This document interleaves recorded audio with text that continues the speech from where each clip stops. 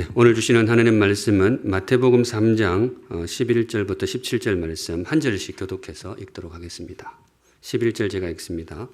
나는 너희로 회개하게 하기 위하여 물로 세례를 베풀거니와 내 뒤에 오시는 이는 나보다 능력이 많으시니 나는 그의 신을 들기도 감당하지 못하겠노라. 그는 성령과 불로 너희에게 세례를 베푸실 것이요. 손에 키를 들고 자기의 타작마당을 정하게 하사 알곡은 모아 곳간에 들이고 쭉정이는 끄지지 않는 불에 태우시리라. 이때에 예수께서 갈릴리로부터 요단강에 이르러 요한에게 세례를 받으려 하시니 요한이 말려 이르되 내가 당신에게서 세례를 받아야 할 터인데 당신이 내게로 오시나이까. 예수께서 대답하여 이르시되 이제 허락하라. 우리가 이와 같이 하여 모든 의의를 이루는 것이 합당하니라 하시니 이에 요한이 허락하는지라. 예수께서 세례를 받으시고 곧 물에서 올라오실새 하늘이 열리고 하나님의 성령이 비둘기같이 내려 자기 위에 임하심을 보시더니, 같이 읽습니다. 하늘로부터 소리가 있어 말씀하시되 이는 내 사랑하는 아들이요 내 기뻐하는 자라 하시니라. 네, 오늘은 이 말씀으로 주님 주시는 메시지를 함께 받도록 하겠습니다. 오늘의 말씀은 예수님은 누구인가? 예수님이 누구인가? 그걸 묵상하려고 합니다. 사실은 매주 우리가 말씀을 통해서 이분을 묵상한다고 할 수 있지만 특별히 오늘 예수님에 대해서 집중적으로 묵상하려고 합니다.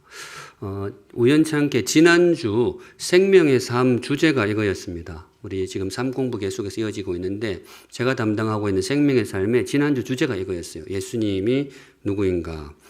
우리가 매주일 고백하는 사도신경 두 번째 항목이죠. 여러분이 믿는 예수님은 어떤 분이십니까? 거기에 이제 쭉 나오는데 그 항목을 중심으로 예수님을 공부하고 묵상했는데요. 참여하신 우리 성도님들께 주님을 깊이 알아가는 그런 계기가 되기를 소망합니다. 그런데 생명의 삶 지난주 시작하면서 처음 질문은 이걸로 먼저 던졌습니다. 우리는 꼭 예수님을 알아야 하는가? 어떻게 생각하세요? 우리가 예수님을 좀 알아야 될까요? 살면서 우리가 궁금하고 그래서 알아야 될 것들이 굉장히 많은데 이분까지 우리가 꼭 알아야 될까? 성경은 그렇다 그렇게 대답을 합니다. 이분을 알아야 된다. 세상 그 어떤 지식보다도 세상 그 무엇보다도 이분을 알아야 된다. 왜냐? 이분이 우리 삶에 너무나 중요한 분이기 때문에 그렇습니다. 우리의 운명을 결정할 만큼 또 우리의 존재를 결정할 만큼 이분이 우리 삶에 차지하는 자리가 너무 크기 때문에 정말로 이분을 알아야 된다. 함부로 사람을 나누는 것은 좋은 일이 아니죠. 사람을 이렇게 나누는 건 안 좋은데 성경이 생각하기에 이분이라면 가능하다 그렇게 생각을 해요. 예수를 아는 사람, 예수를 모르는 사람. 이분이 우리 인생에 가지는 의미가 덩치가 너무 크기 때문에 조금 무례할지 몰라도 인생을 이분을 기준으로 나눌 수 있다. 성경은 그렇게 생각을 합니다. 예수를 아는 사람, 예수를 모르는 사람. 우리 사랑하는 샘물 성도 여러분, 예수 아는 인생이 되시기를 우리 주님의 이름으로 축복합니다. 네, 이분을 꼭 아는 인생이 되시기 바랍니다. 특별히 이번 주는 고난주간입니다. 내일부터 고난주간이 시작이 되는데 우리 예수님을 묵상하기에 더없이 요긴한 그런 시간이죠. 그분이 우리를 위해 나를 위해 어떤 일을 해주셨는지 그래서 그분이 내 삶에 어떤 의미인지 어떤 의미를 가지는지 그걸 깊이 묵상하는 시간인데요. 오늘부터 바로 이 시간부터 그 묵상을 시작하시면 좋겠습니다. 예수님이 어떤 분인가 들어갑니다. 우선 첫째, 우리 예수님은 존귀한 분이십니다. 존귀하신 예수님. 제가 이제 평소에 존귀라는 단어를 많이 쓰기 때문에 조금 의미가 옅어지는 그런 느낌도 있지만은 아무리 생각해도 이 단어가 제일 적합한 것 같아요. 우리 예수님은 존귀한 분이시다. 11절에 나는 너희를 회개하게 하기 위하여 물로 세례를 베풀거니와 뒷부분 같이 읽습니다. 시작. 내 뒤에 오시는 이는 나보다 능력이 많으시니 나는 그의 신을 들기도 감당하지 못하겠노라. 아멘. 세례 요한이 우리 예수님을 소개해 주고 있습니다. 우리 예수님 이런 분입니다. 소개를 하는데 자기하고 비교하는 방식으로 소개를 해요. 자기하고 비교하면서 예수님이 이런 분입니다. 소개를 하는데 예수님이 어떤 분이냐? 나는 그분의 신을 들기도 감당치 못할 분입니다. 세례요한이 이렇게 이야기하는 거예요. 나는 그분의 신발도 못 듭니다. 성도 여러분, 이게 무슨 의미일까요? 예수님이 귀한 분이라는 얘기겠죠. 아마 그 모습을 표현하는 걸 겁니다.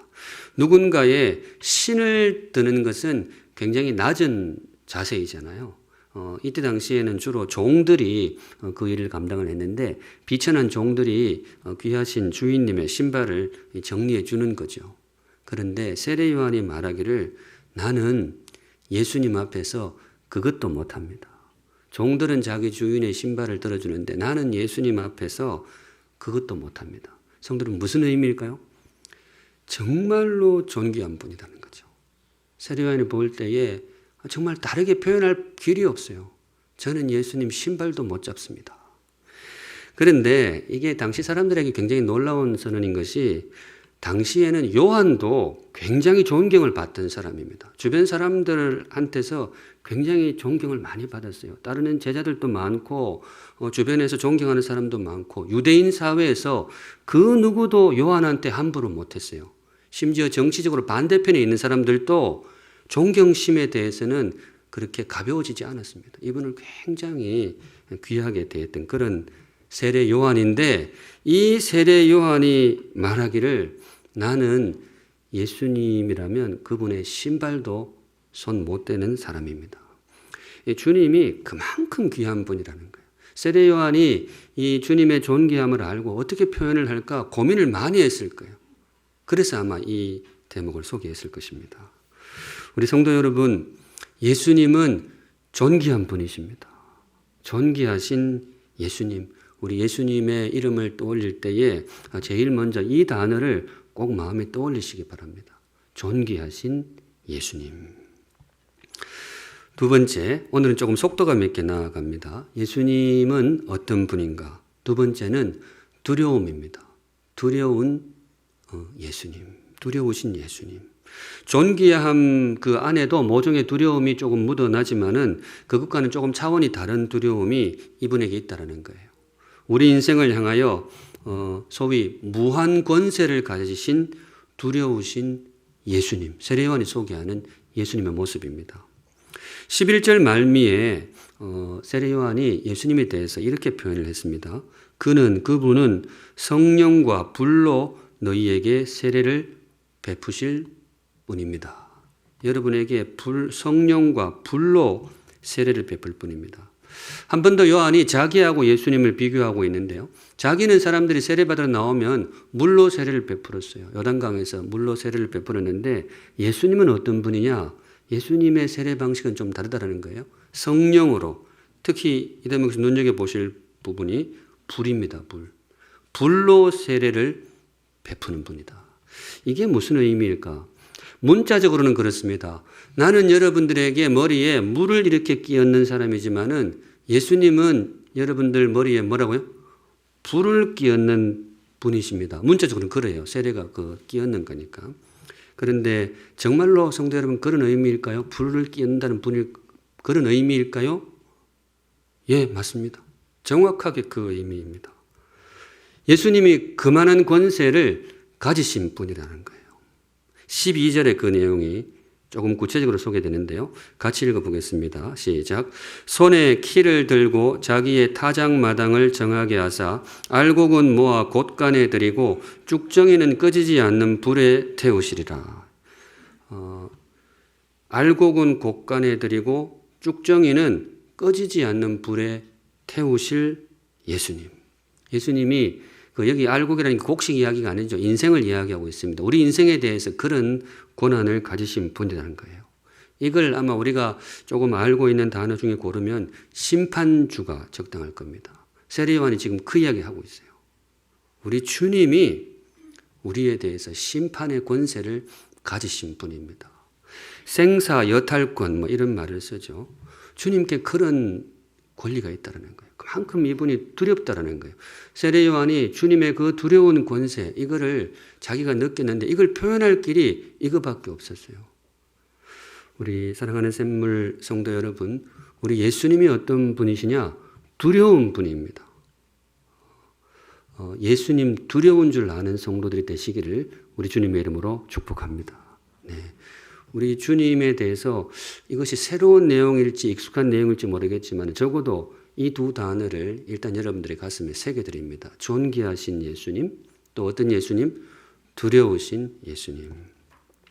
예수님은 누구인가? 이제 세 번째로 나가는데 이제 그분의 본명을 꺼낼 때가 되었습니다. 사실은 지금까지 묵상했던 것은 이 이름을 소개하기 위한 징검다리였다고 할 수 있는데요. 17절, 우리 17절 같이 읽어보겠습니다. 시작. 하늘로부터 소리가 있어 말씀하시되 이는 내 사랑하는 아들이요 내 기뻐하는 자라 하시니라. 예수님이 세례를 받고 세례 요한에게 세례를 받고 올라오시는 장면인데요. 하늘에서 소리가 들리는 거예요. 이건 누구의 음성일까요? 하나님의 음성으로 보시면 됩니다. 문맥상 그렇습니다. 이는 내 사랑하는 아들이요 내 기뻐하는 자라. 예수님이 누구시라고요? 하나님의 아들이라는 거예요. 하나님의 아들이다.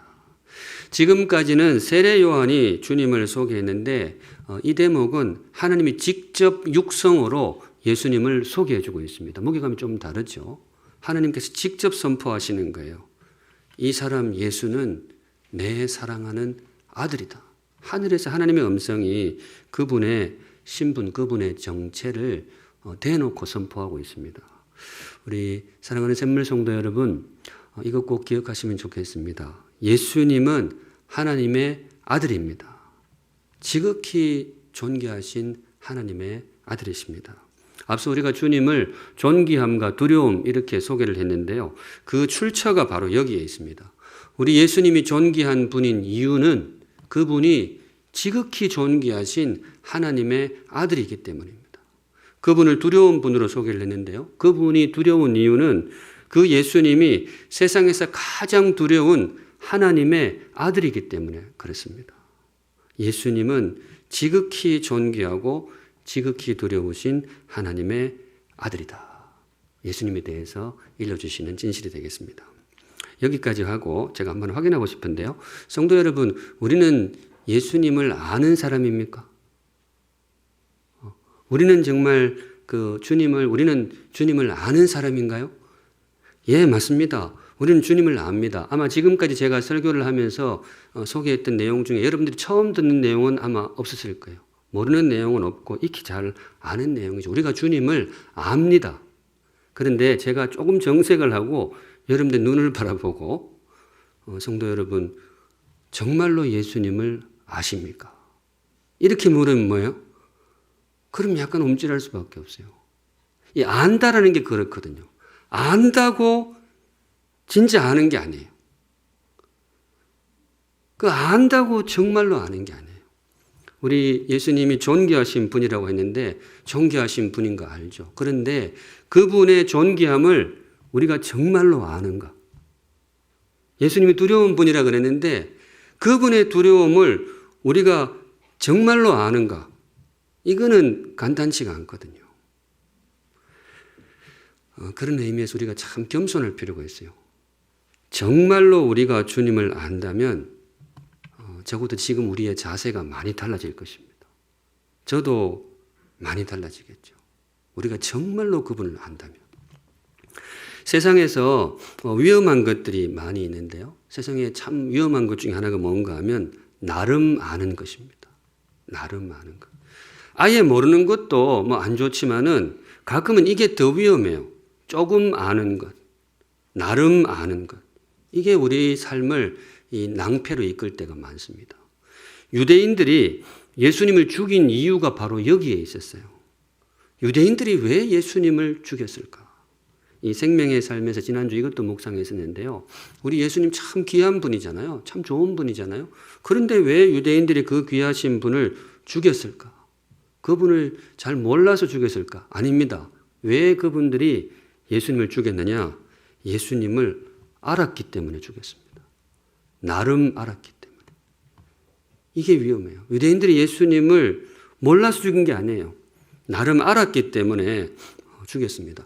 이분들이 예수님을 잘 압니다. 왜냐하면 예수님도 유대인이거든요. 같은 동족이에요. 그리고 어려서부터 한 동네에서 쭉 자란 사람들도 예수님 당시에 많이 있었어요. 그 동네 예수님 여기저기 왔다 갔다 이사하신 분이 아니기 때문에 쭉 어릴 때부터 본 거예요. 가족도 알고 부모 형제도 알고 직업도 알고 심지어 어릴 때 뭐하고 놀았는지 그것도 알고 아는 거예요. 예수님을 나름 알아요. 그런데 안타까운 것은 그래서 주님을 죽였습니다. 예수님을 나름 알았기 때문에 진짜 예수님이 누구인지를 몰랐던 거예요. 그래서 주님을 몰랐고 그래서 주님을 죽였습니다. 우리 사랑하는 샘물 성도 여러분, 예수를 알되 제대로 아는 사람이 되시기를 우리 주님의 이름으로 축복합니다. 네. 우리도 그럴 수가 있거든요. 우리도 나름 알고 조금 알면 정말 예수님 모를 수가 있어요. 예수님을 알려면 정말로 제대로 알아야 됩니다. 그런 의미에서 정말 오늘 이게 이제 핵심인데요. 중요한 예수님의 이름을 하나 소개하려고 합니다. 이 언어는 조금 새로운 언어이면 좋겠습니다. 오늘 본문이 예수님의 세례 장면인데요. 이 예수님이 세례를 받으시는 장면을 통해서 우리에게 소개해 주시는 예수님의 이름이 있습니다. 뭔가 하면 내려오신 분입니다. 이 이름도 꼭 기억하세요. 우리 예수님이 어떤 분이시라고요? 내려오신 분.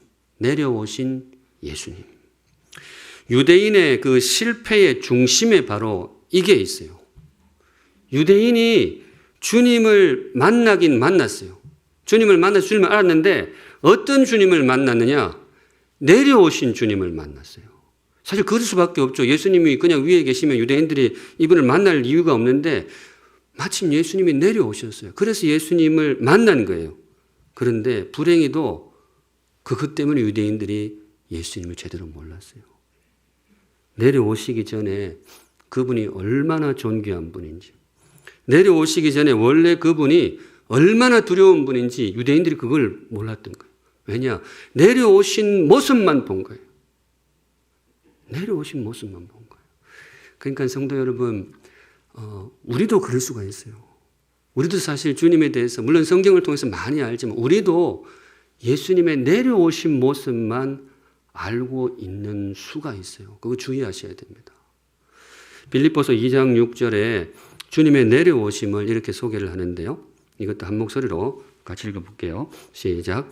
그는 근본 하나님의 본체시나 하나님과 동등됨을 취할 것으로 여기지 아니하시고 오히려 자기를 비워 종의 형체를 가지사 사람들과 같이 되셨고.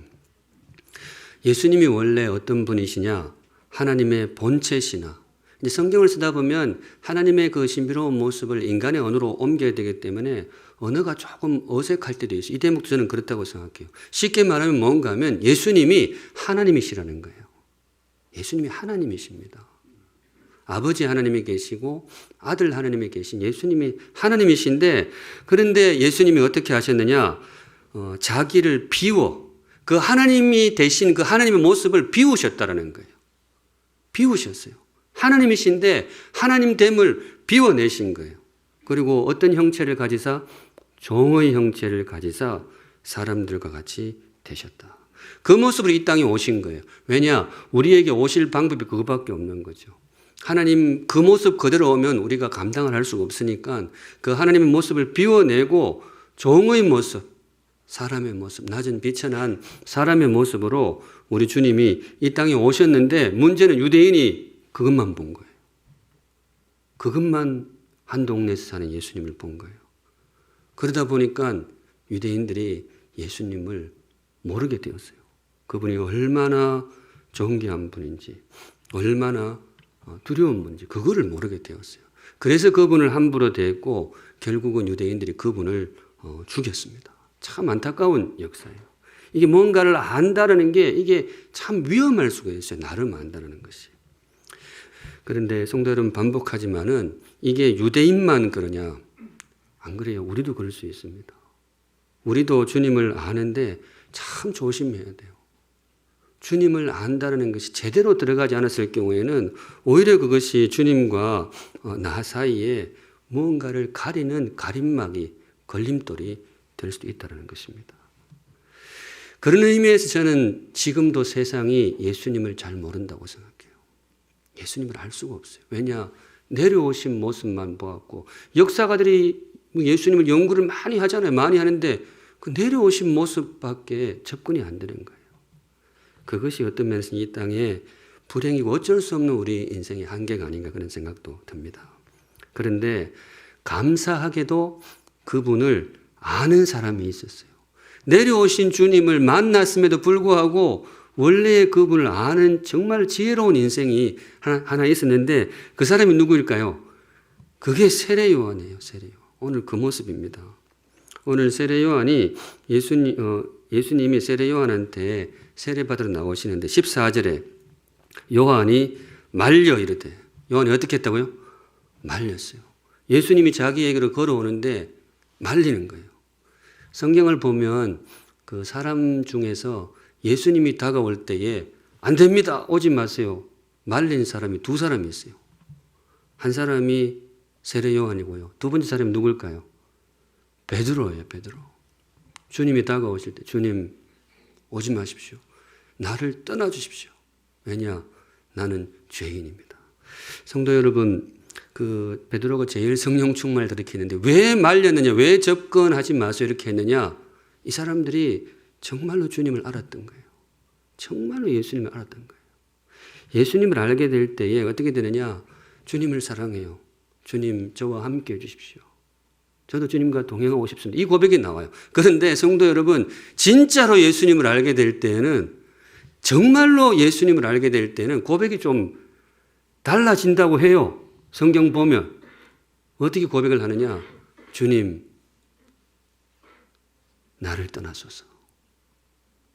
주님, 나를 떠나소서. 왜냐? 그분의 존귀함을 이제 아는 거예요. 오늘 그런 대목이 되겠습니다. 요한이 말려 이르되 내가 당신에게서 세례를 받아야 할 터인데 당신이 내게로 오시나이까 앞에 두 글자 쓰시면 좋아요. 당신이 내게로 내려오시나이까. 세례를 받으러 지금 오시는데요. 세례를 받는다는 것은 내려오심 혹은 낮아짐의 의미가 있습니다. 세례 받을 때 우리 저기 지금 세례 도구가 있습니다만은 세례 받을 때 항상 고개를 숙이게 되잖아요. 저도 세례 받을 때 고개를 조금만 숙여주지 이렇게 하겠는데 저한테 숙이라는 것이 아니고 주님 앞에 숙이는 거죠. 세례는 숙이는 거예요. 낮아짐의 의미가 있습니다. 근데 예수님이 그렇게 오는 거예요. 그런데 사실은 그보다 더 깊은 의미가 하나 있는데 세례는 뭔가 하면 성도 여러분, 세례는 죄인이 받는 겁니다. 이 대목이 참 중요해요. 세례는 죄인이 받아요. 11절에 세례 요한이 이 세례에 담긴 의미를 앞서 소개를 했었는데요. 나는 너희로 회개하게 하기 위하여 물로 세례를 베풀거니와. 세례 요한이 세례를 베푸는데 그 의미가 뭐냐? 회개의 표지예요. 회개는 누가 하는 거예요? 죄인이 하는 거잖아요. 세례는 원래부터가 죄인이 받는 겁니다. 그런데 예수님이 지금 뭐 받으러 오시는 거예요? 세례 받으러 오시는 거죠. 그러니까 이제 세례 요한이 딱 막아서는 거죠. 주님이 왜 여기 오십니까? 여기는 죄인들이 오는 자리입니다. 비천한 죄인들이 오는 자리인데 왜 예수님이 여기 오십니까? 오시지 마십시오. 세례 요한은 알았던 거예요. 이분이 세례 받을 분이 아니다라는 거. 이분이 정말 내려오신 분이라는 걸 알았던 거예요. 그런데 주님께서 15절에 말씀하십니다. 예수께서 대답하여 이르시되 이제 허락하라. 세례 요한아, 내게 세례를 베풀어라. 우리가 이와 같이 하여 모든 의를 이루는 것이 합당하니라. 내가 세례를 받아야 내가 너희들을 위해 죽고 너희들이 구원받을 거 아니냐. 세례 요한이 그걸 아는 거죠. 지금 내가 모든 사람을 대신해서 세례를 받아야 되지 않겠느냐. 이에 요한이 허락하는지라. 내려오신 예수님. 우리 사랑하는 샘물 성도 여러분, 예수를 아는 사람이 되시기를 주님의 이름으로 축복합니다. 네, 제대로 하셔야 돼요. 우리가 그냥 알고 있는 그 부분만 보면 안 돼요. 이분은 내려오신 분입니다. 그런 의미에서 성도 여러분, 우리가 예수님을 생각할 때에 그분의 은혜를 많이 알잖아요. 참 자비롭고 은혜로우신 분이죠. 그게 중요하죠. 그걸 알아야 됩니다. 그런데 성도 여러분, 은혜만 알면 안 돼요. 은혜만 알면 이분을 약간 오해할 수 있어요. 조금 쉬운 분으로 오해할 수도 있어요. 이분은 존귀하신 분입니다. 세례요한 같은 사람도 감히 신발도 들 수 없는 그런 사람이었어요. 이분은 두려우신 분이에요. 이번 한 주간 주님을 묵상할 때인데 십자가를 묵상하실 때 주의할 게 있어요. 십자가만 묵상하면 안 돼요. 이분의 존귀함을 묵상해야 됩니다. 그분이 원래 자리가 어딘지 그 자리를 알아야 이 십자가의 참 그 은혜를 제대로 알 수 있어요. 우리 그런 의미에서 정말로 주님을 제대로 알 수 있기를 간절히 소망합니다. 내려오신 예수님. 저는 이제 성탄절이 되면 예전부터 조금 분위기 깨는 설교를 하기를 좋아했어요. 성탄절날 다들 행복하고 막 그럴 때 저는 분위기 깨는 걸 좋아했어요. 애들 모아놓고 오늘 주님의 생일인데 뭐 선물 이런 얘기 하다가 정색을 하고 딱 이야기했어요. 야, 아들아, 남의 생일에 왜 너희들이 선물을 받으려고 그러느냐. 뭐 그렇게 하기도 했어요. 그리고 어른들 설교할 때는 너무 즐거워하지는 말라고, 너무 흥겨워하지는 말라고. 왜냐? 우리한테는 행복하고 좋은 날인지 몰라도 그분한테는 가장 힘든 날이었다고. 자기를 비운 날이었고 비천한 죄인의 자리에 내려오는 날이었다고. 해피 벌스데이 아니라고 제가 그런 이야기를 매년 했어요. 원래도 할지 모르겠어요. 물론 기쁜 날이고 하지만은 내려오신 예수님을 아셔야 됩니다. 그리고 심지어 이번 주에는 뭔가 하면 내려가신 예수님, 더 아래로 내려가신 예수님. 우리 곁으로만 오신 것이 아니고 우리를 위해 더 아래로 내려가신 예수님. 그러니까 원래의 자리를 알아야 이게 얼마나 큰 은혜인지를 우리가 알 수 있는 것이죠. 이번 한 주간 우리를 위해 우리 곁으로 내려오신 예수님, 그리고 한 걸음 더 나아가서 우리를 위해 우리보다 더 낮은 자리로 내려가신 예수님 깊이 묵상하는 시간이 되시기 바랍니다. 아멘. 마지막으로 이제 한 대목 남았는데요. 예수님이 어떤 분이시냐. 감사하게도 마지막은 밝은 부분이 있어요. 오늘 본문에 정말 밝은 부분이 있어요. 예수님이 누구시냐. 우리를 올려주시는 분이십니다.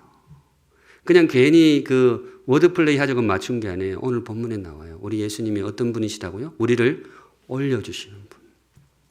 16절 같이 읽습니다. 시작. 예수께서 세례를 받으시고 곧 물에서 올라오실새 하늘이 열리고 하나님의 성령이 비둘기같이 내려 자기 위에 임하심을 보시더니. 예수께서 세례를 받으시고 곧 물에서 그다음 뭐예요? 올라오실새. 성경을 읽다 보면 의외의 대목에서 귀한 메시지가 나오기도 하는데 오늘은 이 대목도 참 중요해요. 올라오실새. 성도 여러분, 이 말씀이 저와 여러분에게도 임할 것을 우리 주님의 이름으로 선포합니다. 네, 올라오실 때. 이게 무슨 말인가 하면요. 예수님이 세례를 받으실 때는 내려가셨어요.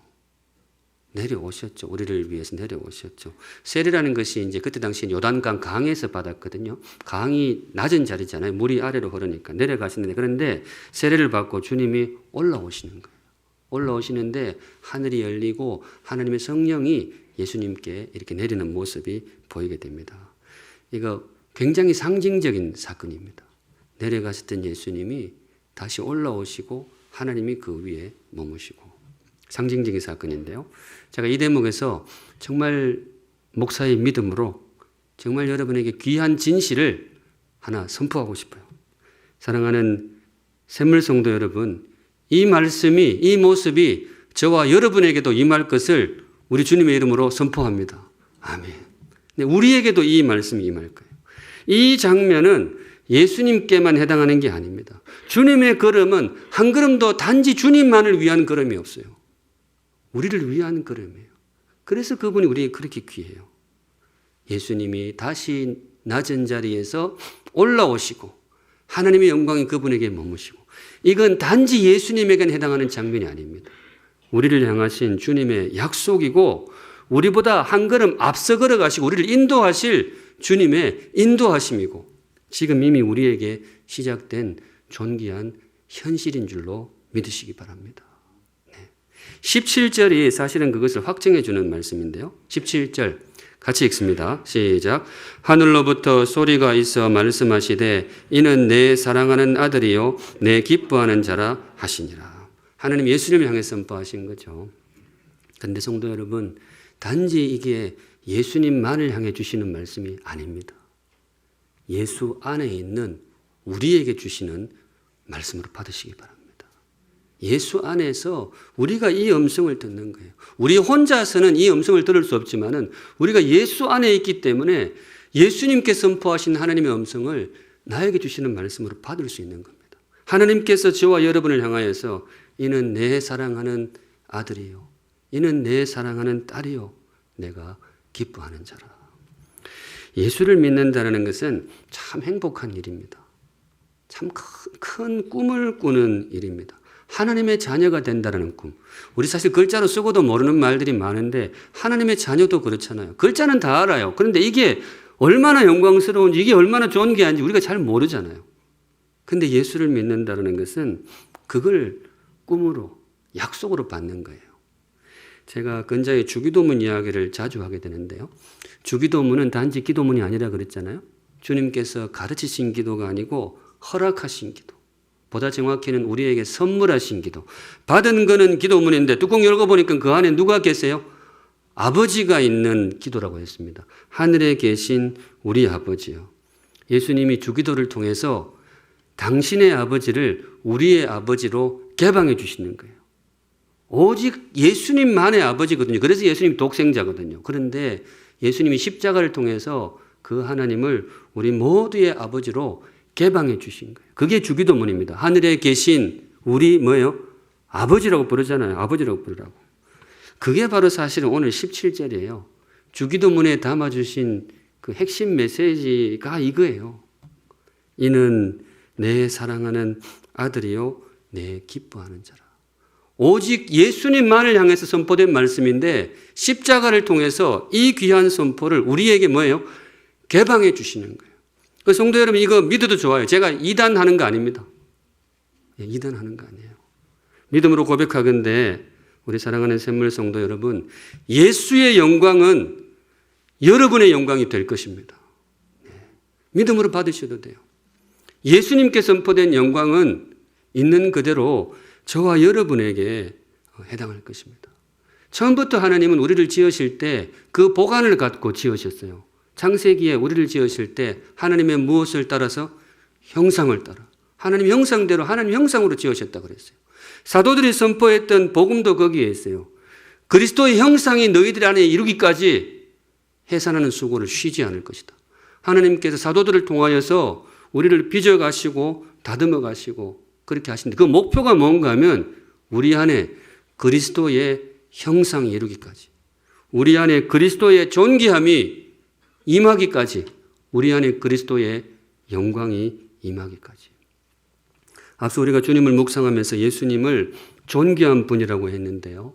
하나님의 존귀함이 그분한테 머문다 그랬잖아요. 하나님 아들이시니까. 그런데 그 존귀함이 예수님 안에만 머물지 않는 거예요. 우리에게로 흘러올 것입니다. 그분 안에 있는 그 영광과 두려움이 그분 안에만 머물지 않을 것입니다. 십자가를 통해서 주님께서 그 귀한 영광, 두려운 영광을 저와 여러분에게 개방해 주시는 것입니다. 믿음으로 받으시기 바랍니다. 오늘 그 내용이 오늘 본문에 나와 있는데요. 우리 예수님께서 세례 베푸는 장면을 이렇게 이야기하죠. 그는 성령과 불로 너희에게 세례를 베푸실 것이요. 이 성령 부분이 그거예요. 주께서 성령을 우리에게 부어주실 것이고 비천한 우리를 존귀한 하나님의 자녀로 변화시켜 주실 것이다. 누구든지 그리스도 안에 있으면 새로운 피조물이라 이전 것은 지나갔으니 보라 새 것이 되었도다. 이 말씀이 저와 여러분에게 임할 것을 우리 주님의 이름으로 선포합니다. 아멘. 말씀 정리합니다. 오늘 예수님은 누구인가를 묵상했는데요. 정리하는 차원에서 결론적으로 마지막 이름 하나 일러드릴게요. 절대로 놓쳐서는 안 되는 분. 이게 결론이에요. 우리 성도 여러분, 세상 살면서 다른 거는 놓쳐도 이분의 이름은 꼭 붙드시기를 우리 주님의 이름으로 축복합니다.